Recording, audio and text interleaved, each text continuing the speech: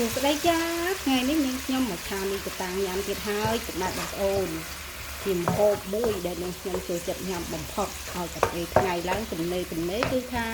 មកឆាមីកតាំងញ៉ាំហើយហើយមីកតាំងរបស់នាងខ្ញុំគឺធ្វើបែបងាយលឿនរហ័សតន់ចិត្តតែម្ដងនៅពេលដែលយើងចាប់ដើមឆាសាច់យើងឆ្អិនល្មមហើយគឺចាក់ទឹកម្ទេសចូលបន្ទាប់ពីចាក់ទឹកម្ទេសចូលហើយចាក់ខាត់ណាចូលទៀតខាត់ណានេះគឺនៅខ្ញុំបានស្រោះរួចម្ដងទៅហើយពុកម៉ែបងប្អូនយើងមើលឃើញថាទឹករបស់វារៀងខាត់បន្តិចយើងក៏បន្ថែមទឹកបន្តិចមកធ្វើបែបនេះទៅចឹងឲ្យពុកម៉ែបងប្អូនហើយយើងក៏បន្តទុករហូតដល់ទឹកនឹងពុះចាំយើងភ្លក់គ្រឿងថែមថយ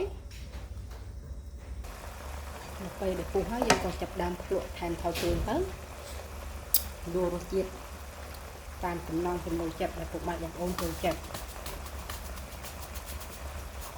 ហើយនេះខ្ញុំបន្ថែមជាមួយនឹង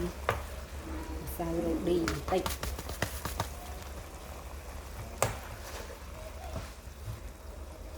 ស្ករនេះខ្ញុំប្រើជាប្រភេទស្ករអំពៅស្ករអំពៅគឺនឹងខ្ញុំថែមបន្តិចទៀតជាច្រើនគឺនឹងខ្ញុំធ្វើដោយប្រើស្ករត្នោតតែថ្ងៃនេះគឺនឹងខ្ញុំបន្ថែមជាមួយនឹងស្ករអំពៅបន្តិចទៀតទឹកវាដាក់ឲ្យរាវបន្តិចមកដល់ពេលដែលយើងចាក់បង្កាំងទៅគឺល្មមតែម្ដងវាមិនខាប់ពេកហើយក៏មិនរាវពេកដែរនេះទៅនឹងខ្ញុំធ្វើឆាមីកតាំងបែបងាយៗតាមសម្រាប់គ្រួសាររបស់ខ្ញុំធ្វើតែបែបនឹងឯងពុកម៉ែបងប្អូន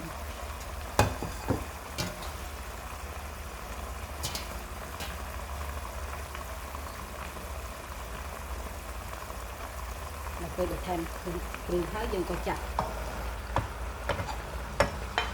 ពេលដែលយើងបានស្រោះមុនហ្នឹងដាក់គ្រឿងហើយក៏ចាប់ដើមឆាត្រឡប់ឡើងត្រឡប់ចុះទៅដើម្បីឲ្យចូលជាតិល្អហើយចំពោះមីកតាំងថ្ងៃនេះគឺនឹងខ្ញុំប្រើឆាដោយដាក់សាច់គោភាគច្រើនគឺនឹងខ្ញុំឆាដាក់សាច់ជ្រូកទេតែថ្ងៃនេះនាងខ្ញុំចង់ឲ្យប្លែកបន្តិចគឺនឹងខ្ញុំដាក់សាច់គោចំនួនដងហើយនឹងខ្ញុំអត់ដាក់ម្សៅឆាពុកម៉ែបងប្អូនគឺនឹងខ្ញុំធ្វើតែបែបហ្នឹងឯង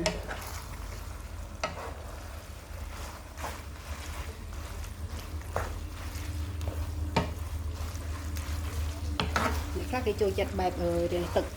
បែកអញ្ចឹងហើយចំពោះនឹងខ្ញុំភាគច្រើននឹងខ្ញុំចូលចិត្តឆាបែបរៀងស្ងួតមិនរាវពេកតែបើអ្នកហាងគេច្រើនឆាពុកម៉ែបងប្អូនគឺគេប្រើទឹកស៊ុបដោយគេលក់ដាច់ច្រើនអញ្ចឹងទៅគឺគេប្រើទឹកស៊ុបឆានឹងគឺមានជាតិតែចំពោះយើងបែបគ្រួសារគឺប៉ុណ្ណេះគឺបានហើយពុកម៉ែបងប្អូន